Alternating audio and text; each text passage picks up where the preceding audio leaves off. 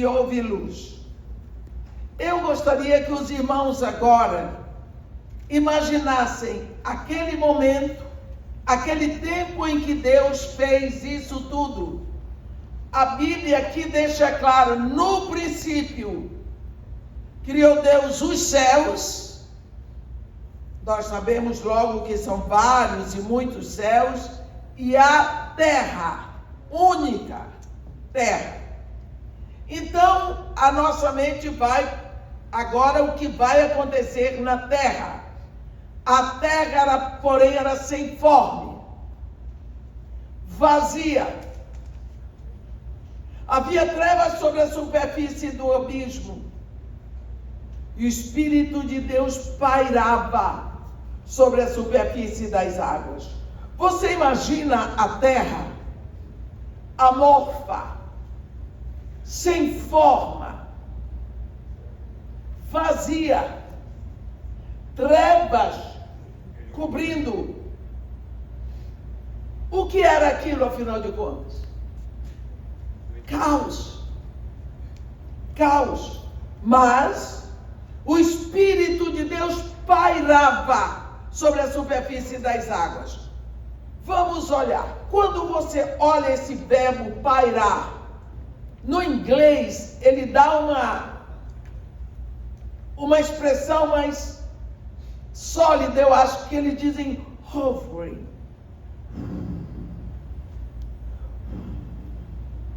No Bereshit, que é o Gênesis hebraico, dá a expressão exata de quem sobrevoa, tomando conta, expressando o seguinte: aqui ninguém tasca, eu estou tomando conta, eu cubro, é meu. Amém.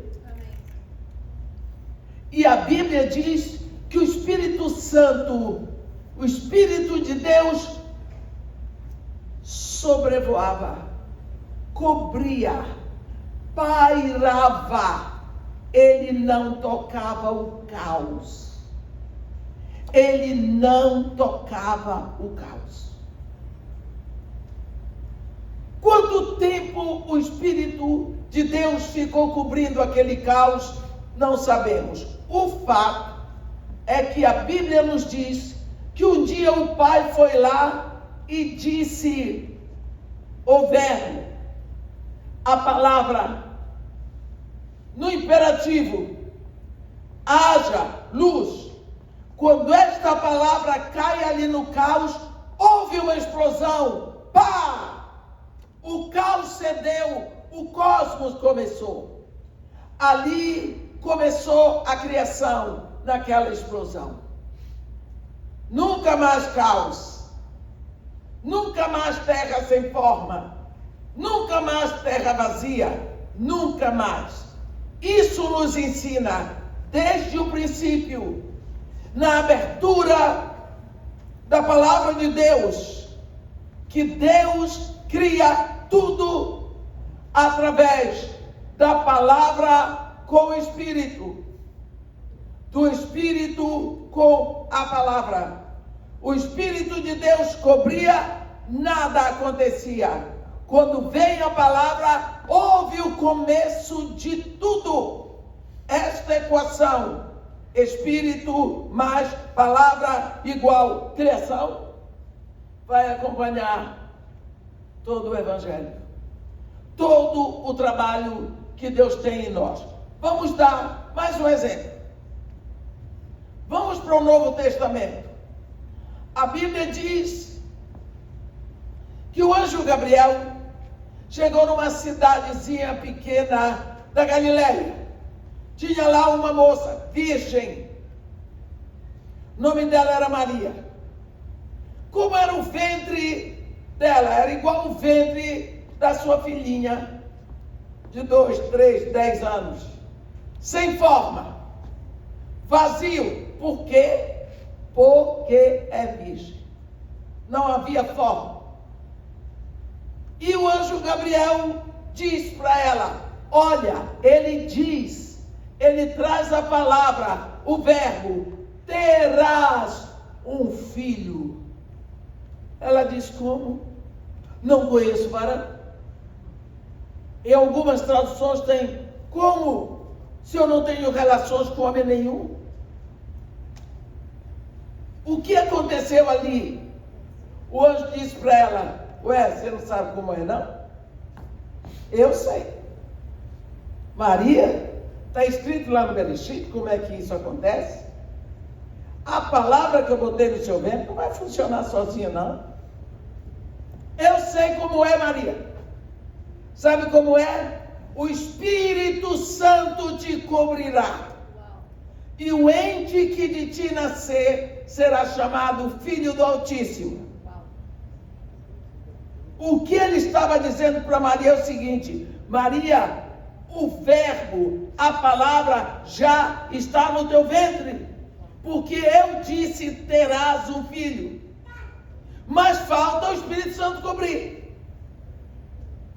Se o Espírito Santo te cobrir, vai acontecer. Se ele não cobrir a palavra, vai ficar assim mesmo.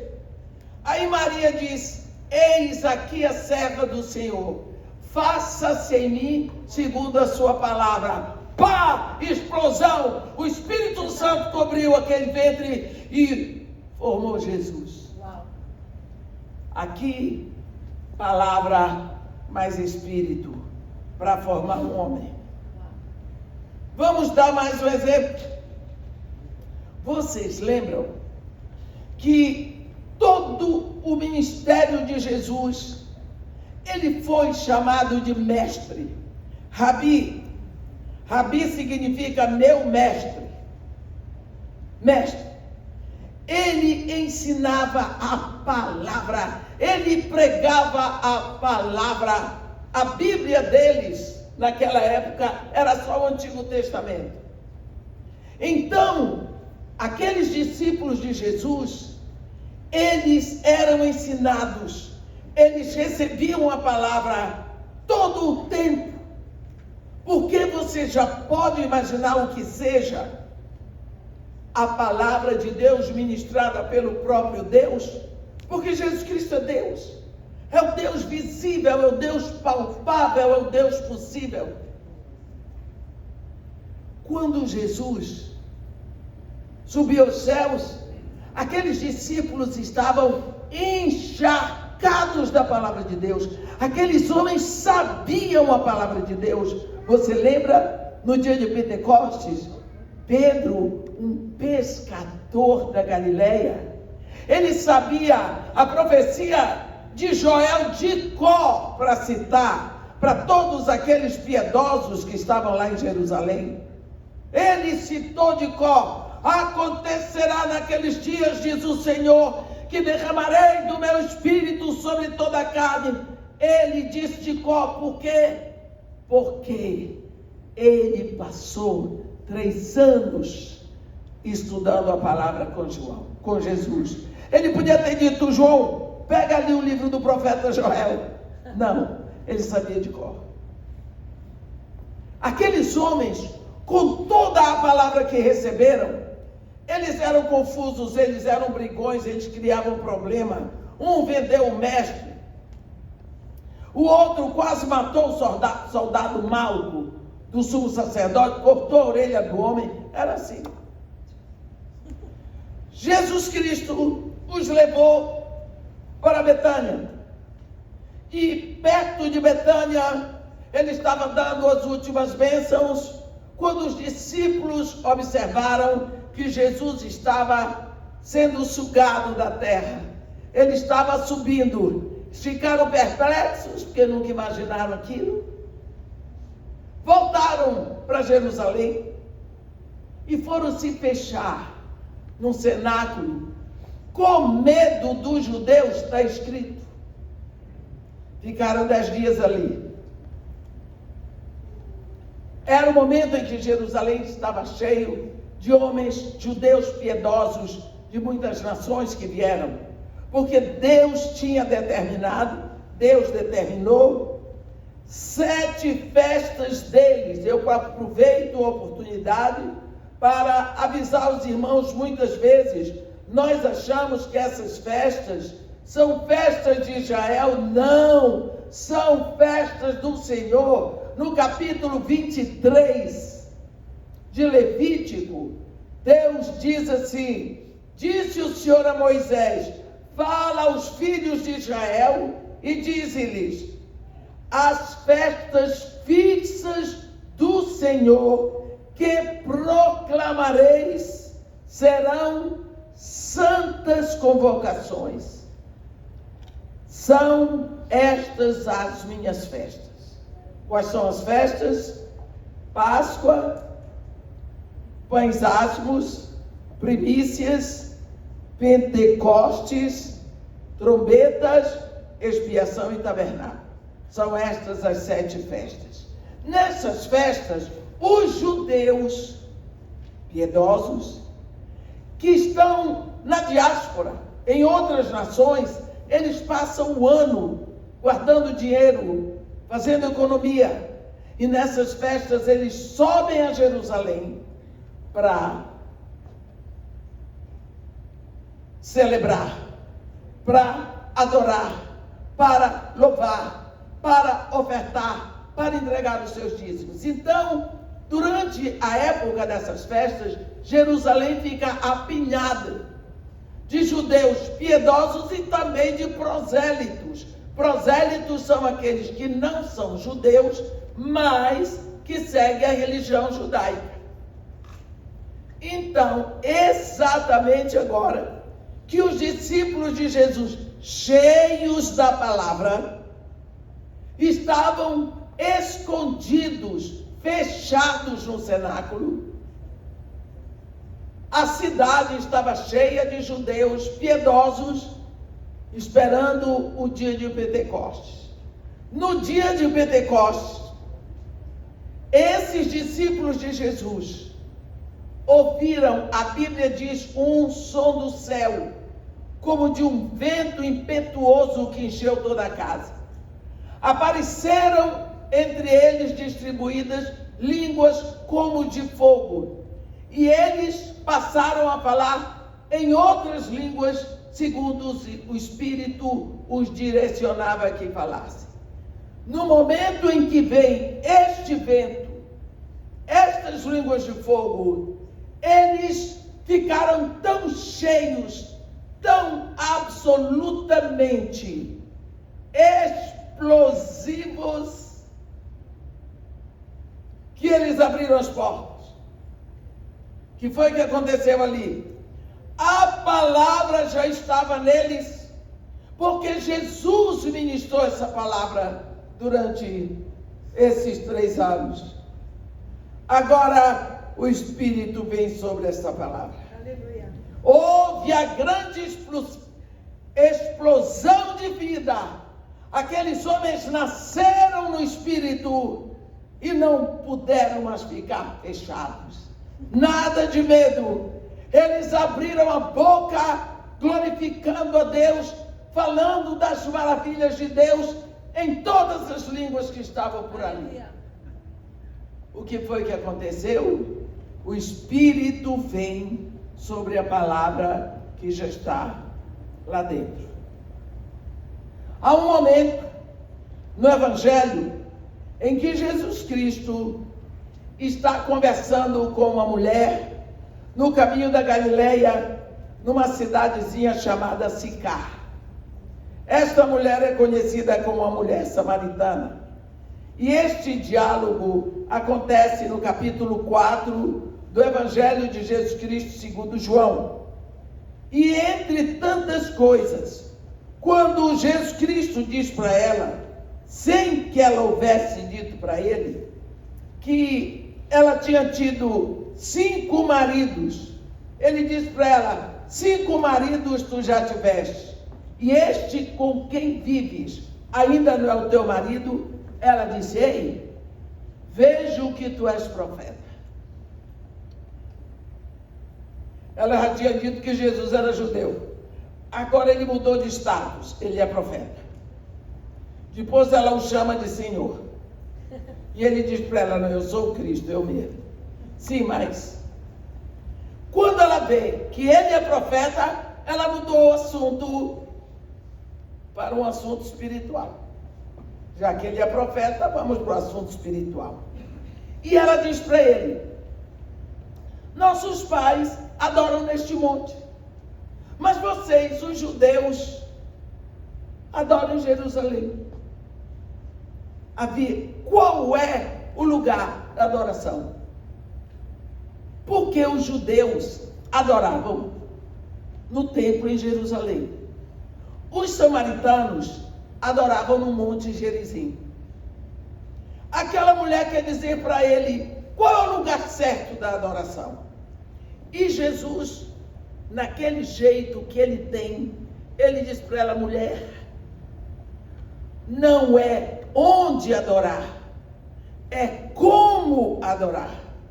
Não é no monte, não é em Jerusalém, é em espírito e em verdade. Porque o Deus, o Pai, é espírito, e ele busca adoradores em espírito e em verdade. São esses o que o Pai procura. Olha, espírito e verdade. Verdade é a palavra. Amém. Espírito e palavra. Não foi assim que começou a criação? Foi. Não foi assim no ventre de Maria? Foi. Não foi assim no novo nascimento? Foi. Porque os discípulos estiveram com Jesus o tempo todo aprendendo a palavra. O próprio Jesus disse para eles: não saiam da cidade, até que do alto sejais revestidos de poder, recebereis poder, quando vier sobre vós o Espírito Santo. Aí então, e só aí, sereis meus testemunhos em Jerusalém, em toda a Judeia e Samaria e até os confins da terra. Por quê? Porque vocês têm a palavra, mas vocês não têm o Espírito, vocês não podem testemunhar. Deixa eu dizer, quando nós lemos o Evangelho direitinho, nós vemos que aqueles discípulos, eles eram confusos, eles eram atrapalhados, eles brigavam, eles arrumavam confusão, não serviram para nada. Um vendeu o mestre, o outro cortou a orelha de Malco, soldado do sumo sacerdote. Até hoje eu não sei o que é que Pedro queria, onde é que ele queria cortar. Parece que era o pescoço do pobre do homem. 3 anos com Jesus. Meus irmãos, 3 horas com o Espírito Santo, eles tinham colocado o mundo de cabeça para baixo.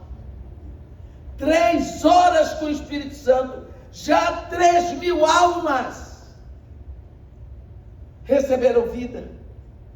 Então você vê a diferença do Espírito com a palavra. Agora, Jesus Cristo diz para essa mulher que Deus procura adoradores em espírito e em verdade. Deixa claro para nós que só quem pode adorar é quem tem o Espírito e a palavra. Como isso acontece? No dia em que você se rendeu a Jesus Cristo de todo o coração, você se arrependeu dos seus pecados verdadeiramente, você é feito filho de Deus. Você se rende a Jesus como o único Senhor e suficiente Salvador. A Bíblia diz que você se torna ali filho de Deus. O seu nome é escrito no livro da vida do Cordeiro e você recebe o Espírito Santo. Lá em Efésios 1 está escrito: em quem vós também, tendo ouvido a palavra da verdade, o evangelho da vossa salvação, tendo nele também crido, fostes selados, marcados, circuncidados com o Espírito Santo da promessa. Então, se você realmente se rendeu a Jesus, o Espírito Santo lhe foi dado e ele está aí. E isso é palavra de Deus. Ainda que você não creia nisso, isso é real, não é uma coisa virtual, não. O Espírito Santo está aí. E aí você pensa, e por que hoje nós não vemos acontecer aquela explosão espiritual que acontecia na igreja primitiva? Nós ouvimos Paulo cheio do Espírito, João cheio do Espírito, Estevão cheio do Espírito, e nós? Ora, o Espírito Santo já está dentro de você. O que está faltando? Palavra. Essa é a grande estratégia do Império das Trevas. Lembra quando Jesus Cristo escreve as cartas, dita as cartas para o apóstolo João, na igreja em Tiátira, Jesus Cristo faz apreciações maravilhosas sobre aquela igreja. Chega ao ponto, ele diz assim: tenho, porém, contra ti o tolerares que esta mulher Jezabel, que a si mesmo se declara profetiza e não é, não apenas ensine, mas seduza os meus servos a praticarem a prostituição e a comerem comida sacrificada aos ídolos. Esta mulher Jezabel, nós sabemos que Jezabel, como mulher visível, não estava na igreja de Tiátira, porque ela tinha morrido há muito tempo e nós lembramos como foi. Jezabel era uma princesa, filha de Etbaal, rei do Tiro, sacerdote de Astarote. Uma princesa devia ser linda, né? Muito bem tratada, nascida e criada no berço de ouro, muito culta, estudada, fina, inteligente, até brilhante. Naquela época, era o pai que escolhia o marido para sua filha. Lógico que o rei Etbaal procurou um casamento nobre para sua princesinha. Ele fez um casamento político da filha dele, princesa Jezabel, com o rei Acabe de Israel. Pronto. Quando essa moça viu que ela ia ser a rainha em Israel, ela disse: eu vou implantar lá o culto ao meu Deus Baal. E ela entrou ali com esse propósito. Mas ela era inteligente. Como eu vou implantar o culto a Baal aqui, onde o povo adora o Deus de Israel? Eles vão ter que parar de ouvir a palavra do Deus de Israel e vão ter que passar a ouvir a palavra de Baal. Como que eu vou fazer este povo parar de ouvir a palavra de Deus? Para eles pararem de adorar ao Deus de Israel, eles precisam parar de ouvir a palavra do Deus de Israel. Quem prega a palavra do Deus de Israel são os profetas. Então eu vou matar na fonte. Eu vou ordenar. E ela ordenou a matança de todos os profetas de Deus. Ordenou. Profeta morto não fala. Por isso o povo parou de ouvir a palavra de Deus, logicamente descambou para Baal. Não é? Eu fico pensando, nessa inteligência, a Bíblia diz dessa inteligência que se chama sagacidade, que é inteligência para o mal. É a inteligência da serpente. É a sagacidade de Jezabel. Então, quando Jesus Cristo fala de Jezabel, ele está falando de um espírito que já se movia no Antigo Testamento. E que a operação desse espírito é em silenciar a palavra de Deus. O povo não ouve a palavra. O povo não adora o Deus da palavra. Isso já estava acontecendo na igreja em Tiátira. Como é que nós estamos hoje? Como estamos hoje? Hoje, as pessoas não leem mais a palavra. Não se interessam pela palavra de Deus. As pessoas não pregam mais a palavra. O púlpito foi substituído por tudo. Púlpito é uma palavra que só tem escrito na Bíblia uma vez, única. Neemias 8, versículo 4. Para que o sacerdote Esdras lesse a palavra de Deus. A palavra de Deus vai desaparecendo. Sorrateiramente ela vai sendo substituída por tantas coisas interessantes.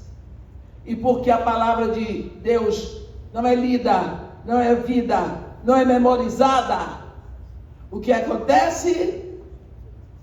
Como você vai ser transfigurado. Se você tem o Espírito, mas você não tem a palavra, o que vai acontecer? Então, Jesus Cristo está dizendo para a mulher samaritana que só é possível adorar como Deus quer ser adorado a partir do momento que vem o Espírito Santo. Porque só quem pode adorar em espírito e em verdade é quem tem o Espírito e quem tem a verdade. É a igreja. Então Deus faz todas as coisas para que até chegue ao ponto dele ter um povo na terra que o adore segundo a vontade dele, e esse povo se chama igreja. Deus busca adoradores em espírito e em verdade, em palavra e em espírito. Nós temos sim, buscado cada vez mais levar o povo a se interessar e a voltar para a palavra de Deus. Nunca foi tão difícil encontrar pessoas que estejam interessadas na palavra de Deus. Já houve quem dissesse que a palavra de Deus é obsoleta. E eu digo para vocês que a palavra de Deus é absoluta. Desde que surgiu na terra um satanismo chamado iluminismo, me perdoem os filósofos presentes, mas o iluminismo foi o primeiro câncer. O iluminismo ensina, penso, logo existo. Eu penso. O pastor pensa. Mas por que eu tenho que admitir o que o pastor diz se eu também penso? Quem disse que ele é melhor do que eu? Mas eu penso. Quem me fez um sujeito pensante foi Deus. Então por que eu tenho que aceitar os pensamentos dele se eu tenho meus próprios pensamentos? Quando eu não atuo nos meus pensamentos, eu estou dizendo que eu sou pior, que eu sou menor. E eu não sou. Eu sou alguém tão importante como qualquer outro, porque eu penso. Então eu não preciso estar copiando ideias dos outros. Eu não preciso estar seguindo o que os outros dizem. Por que eu vou fazer o que Jesus disse? Se Jesus viveu lá no primeiro século, e eu estou no século 21, por que eu tenho que fazer o que Deus mandou? Ele me deu inteligência. É para eu escolher o que é que eu faço. não tenho que fazer o que ele faz. Isso foi a primeira praga que o iluminismo fez. Então, seu filho não tem que lhe obedecer, porque ele pensa. Ele não tem que seguir a sua cabeça. E isso está sendo altamente aplaudido e veio varando pela pós-modernidade e chegou no relativismo da palavra. Tá bom, está escrito, mas eu não aceito. É assim que nós estamos hoje, nesse final, nesse momento final. Meus irmãos, se Deus começou tudo com o Espírito e a palavra, e trouxe o seu Filho pela palavra e o Espírito, e Ele nos fez filhos dele, pela palavra e o Espírito, e Ele busca adoradores que o adorem pela palavra e pelo Espírito. O que será que nós estamos fazendo quando não damos atenção a esse princípio de Deus? Palavra e Espírito.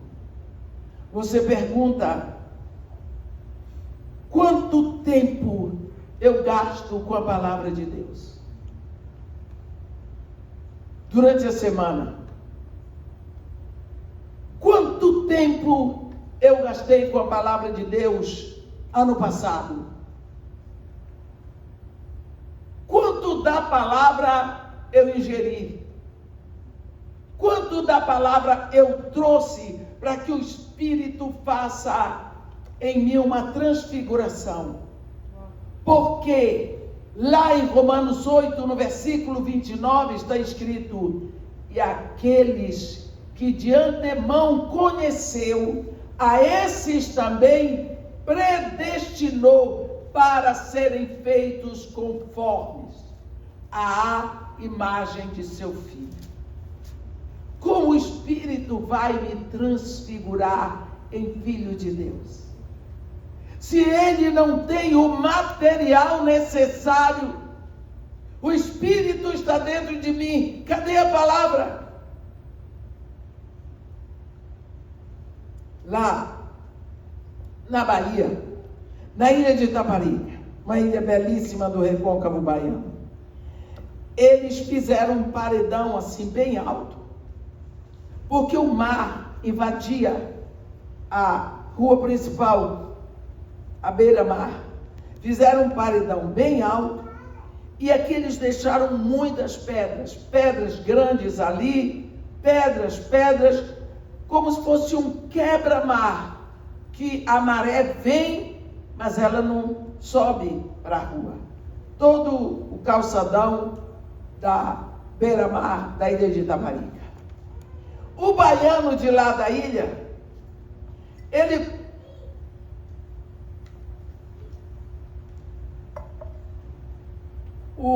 quando você olha aquelas pedras ali, você vê muito marisco.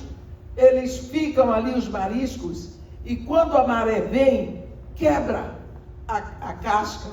Tem mexilhão, tem sururu, aquela porção de marisco.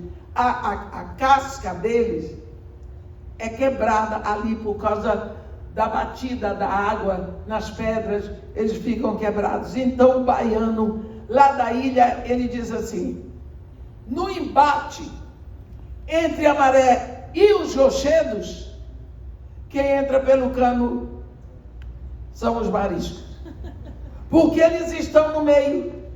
A maré vem de lá, bate das rochas, a maré não quebra as rochas, mas os mariscos que estão entre a maré e as rochas ficam quebrados.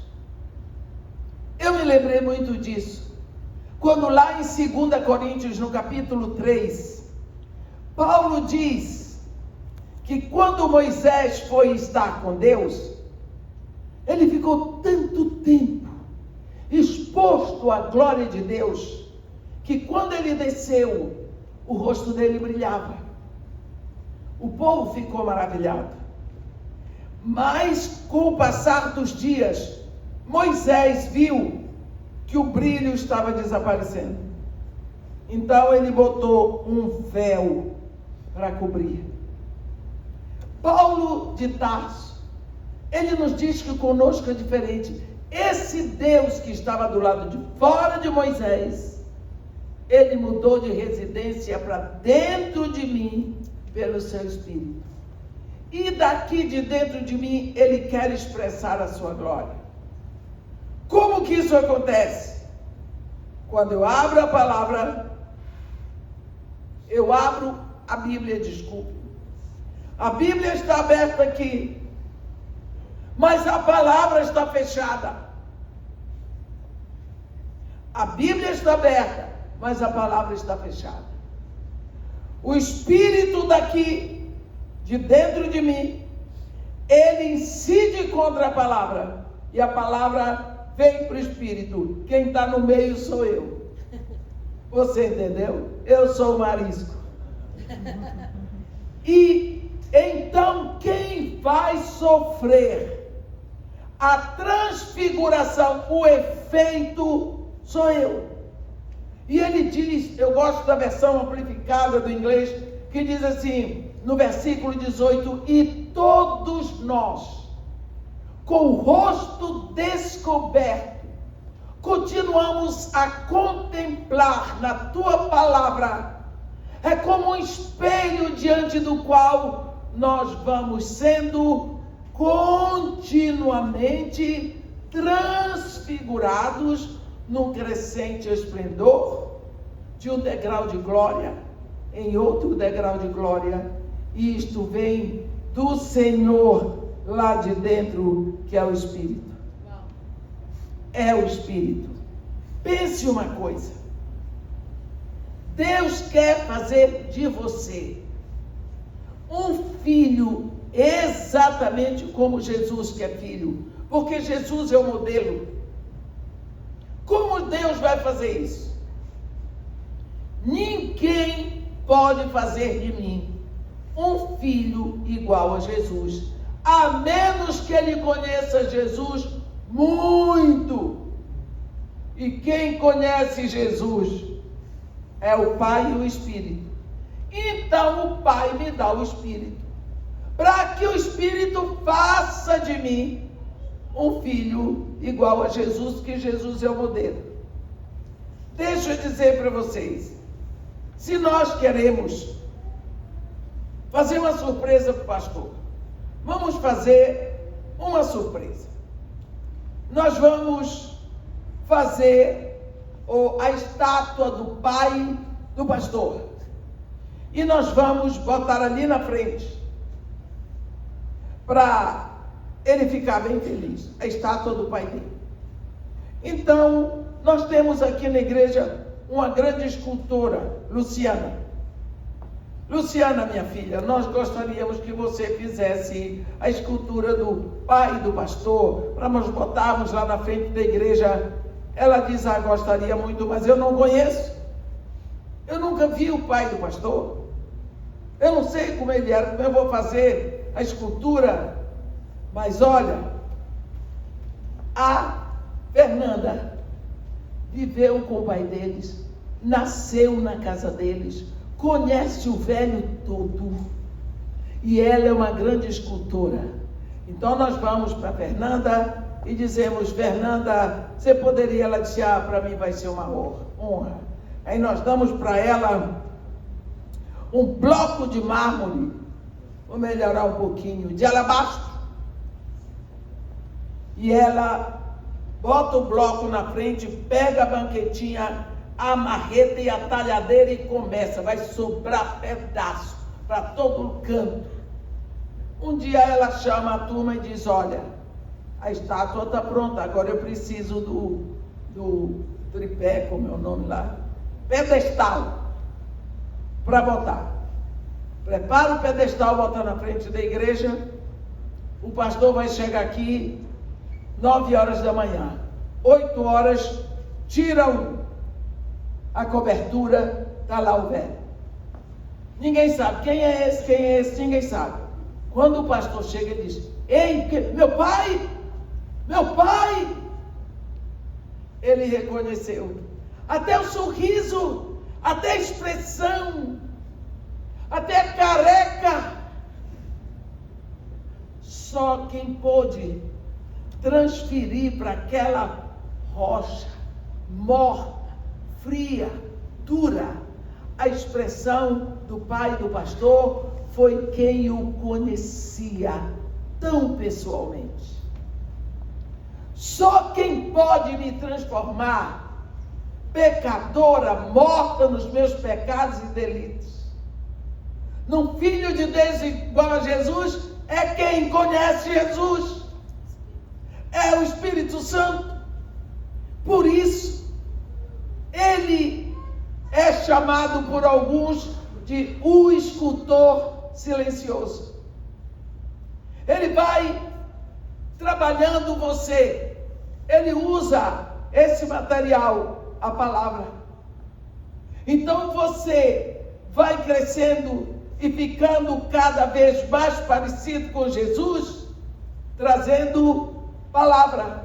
É o material que o Espírito precisa para ir transfigurando você cada vez mais. Sem a palavra não há como fazer, não há como ser transfigurado. Esta palavra aqui, qualquer um pode ler, mas só o Espírito abre o que está dentro dela. Se você não tem o Espírito para lhe ensinar, a palavra fica fechada. Sabe por quê? Você nasceu filho de Deus. Você é filho de Deus. Mas quando você tem um filho pequeno, existem alguns segredos na sua família. Seu avô foi macumbeiro, o outro era ladrão, e aquelas coisas assim que acontecem em tudo quanto é família. E você não quer que seu filhinho saiba, porque senão ele vai dizer para os outros. E você não quer expor os segredos da sua família. Então você não diz os segredos da família para uma criança. À medida que ela vai crescendo, ela vai tomando conhecimento dos segredos da família, porque ela vai ficando madura para segurar. Quando nós entramos para a família de Deus, a família de Deus também tem segredos. Esses segredos recebem o nome de mistérios. À medida que você vai crescendo, o Espírito Santo vai revelando os mistérios para você. Não adianta você ouviu a palavra de Deus ontem, recebeu Jesus, hoje você está querendo. Não dá. Você vai crescendo, o Espírito Santo vai ministrando. Jesus Cristo disse a seus discípulos: o Espírito vos ensinará todas as coisas e vos fará lembrar de tudo o que vos ensinei. Então, meus irmãos, nós precisamos buscar a palavra, porque o Espírito já está em nós. Se nós queremos crescer, se nós queremos produzir como filhos de Deus na terra, nós precisamos da palavra. Já nascemos no Espírito, já. O Espírito já está em nós, está. Você tem que crer nisso. Há um momento lá em João 14, no versículo 17, em que Jesus Cristo diz sobre o Espírito Santo. Versículo 17. Ele diz: olha, o Espírito Santo habita convosco e estará em vós. Vê que ele dá dois tempos, ele dá presente e futuro. Hoje, ele habita convosco. Por quê? Porque ele está em mim e eu estou convosco. Mas, no futuro, Ele estará em vós. O Espírito Santo estará em vós. Ora, se o Espírito está em mim, desde o dia que eu me rendi a Jesus Cristo, pode ter certeza que esse Espírito vai me levar. Mas, estando em mim, Ele está esperando palavra para ir transfigurando. Eu me lembro do início da minha conversão, veio uma fome da palavra, porque eu era crente, desde pequeno. Eu era organista na igreja, eu cantava tudo quanto era aí. Vivia só crente, não bebo, não fumo, não namoro, não vou na boate, não ouço música do mundo, toda essa forma de religioso. Morresse e ia para o inferno, não era filho de Deus. Eu era crente. Só isso.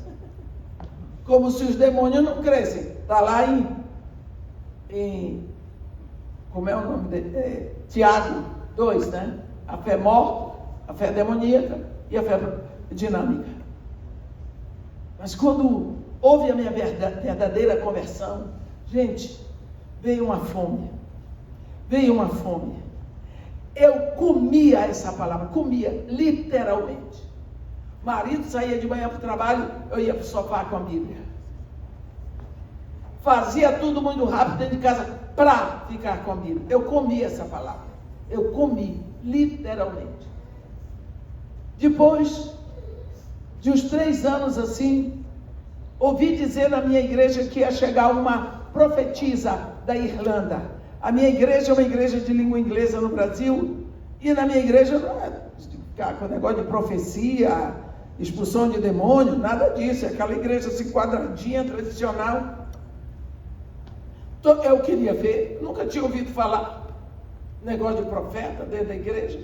Eu estava lá no primeiro banco. A mulher tinha um ibope fora do comum. Eu tinha vontade de ouvir. A mulher abriu a Bíblia nas bodas de Caná, na Galileia. Pregou. Ela teve coragem de dizer que Jesus transformou água em vinho para que o povo se deleitasse. Porque Jesus queria ver a alegria de todo mundo. Que Ele está interessado na nossa alegria. Eu só faltei perguntar para ela qual é o versículo, me diga. Mas, quando acabou, todo mundo sai para o community hall, que isso é tradição da igreja, para comer esses negócios todos que crente gosta. Quando eu ia passando, o meu pastor fez assim para mim: vem cá, por favor. Eu fui. Ele pegou, me botou para dentro do gabinete dele. A esposa dele estava lá esperando, porque ele não fica, naquela época, não ficava com uma mulher dentro do gabinete se não tivesse a esposa dele ou a secretária. A esposa dele estava lá. Eu sempre admirei muito o cuidado dele. Ele disse: pode sentar. Eu sentei. Eu comecei a sentir que o ambiente não era favorável a mim. Ele disse: o que foi? Porque eles estavam maravilhados com a mulher, a profetisa. Eu disse: pastor, não sei. O que foi que aconteceu? Eu pensei, alguém fez fofoca, levantou falso de mim, essas coisas todas, mania de perseguição. Eu disse para ele: pastor, eu não sei o que o senhor está dizendo. Eu não tenho a menor noção. Comecei a chorar. Deixa eu lhe dizer, durante todo o tempo que a Doreen pregava, você fazia assim. Eu daí em diante aprendi a tomar cuidado com as minhas reações.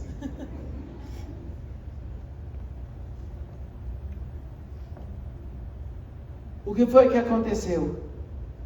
Eu disse: eu sei que o senhor vai mandar embora daqui. Eu vou embora.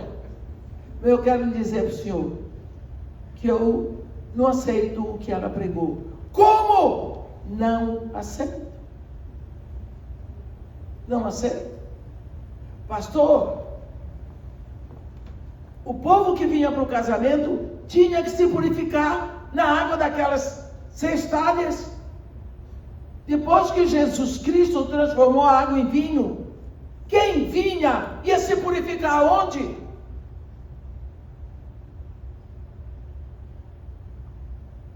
Ele disse, pastor, ali tinha 2 noivos.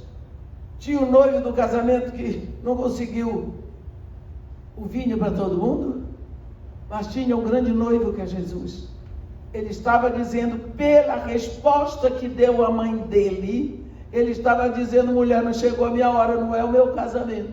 Porque no meu, quem vai prover o vinho sou eu. E o vinho vai ser assim, para entrar no meu casamento, vai ter que ser purificado no vinho que representa o meu sangue. Expliquei para ele a mensagem das bodas de Caná. Ele chorou e disse para mim, você recebeu o Espírito. Daí em diante, eu aprendi a ver coisas que estão ali presentes na palavra, estão escancaradas, as pessoas passam por cima e não vê, porque o Espírito não mandou. Quantas vezes você lê um trecho e você sabe o trecho, trechos que você sabe de cor?